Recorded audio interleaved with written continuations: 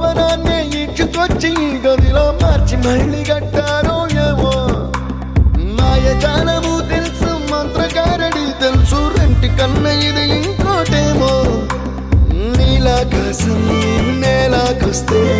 ఇట్టాగే ఉంటాదో ఏమో ఈ సంతోషం దాచాలంటే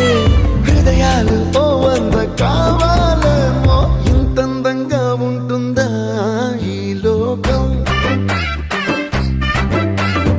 ఇన్నాళ్ళు ఈ మనసుకి తెలియాలేదే పాపం